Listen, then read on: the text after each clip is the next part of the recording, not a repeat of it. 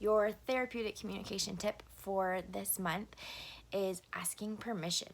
So if you have a kiddo that is a little bit defensive, so like myself, whenever somebody like jumps in and tries to show me something, I'm always kind of like defensive in that.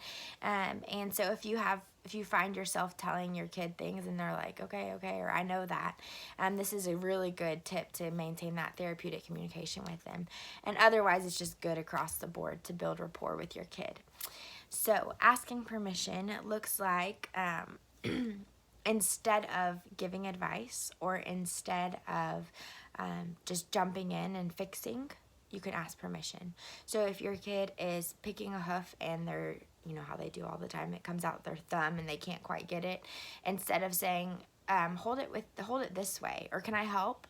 You can say, would it be okay if I show you a tip? And so then that puts it in their court, and then they're asking for help. Yes, that's fine. And then you can show them. It works better if you hold your hoof pick like this. Or say they're struggling with their horse eating grass in the arena. And instead of jumping in and say, pull him up far, harder, harder, you can do it. Maybe just pause and say, would it be okay if I showed you a better way to hold him? Or do you think would it be okay if I showed you a different lead line that we can use on him? So you're asking permission, they're giving you permission, and then you can step in and kind of mitigate that situation.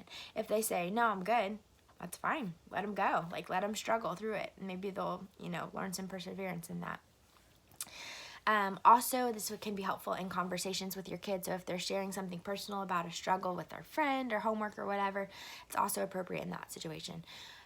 You don't want to advise or jump in about your own experiences, but you can offer by asking permission.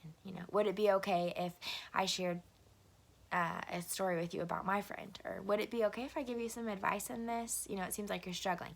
And then that way they can say yes or no, and then you can go from there. I will say the one disclaimer to this, and my mentors have helped me realize this, is that the exception would be if it's a safety issue.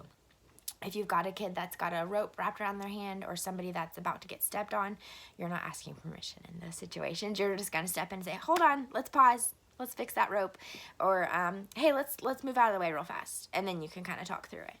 So, therapeutic tip of the month is asking permission. And that's for you to step in to the session and make corrections.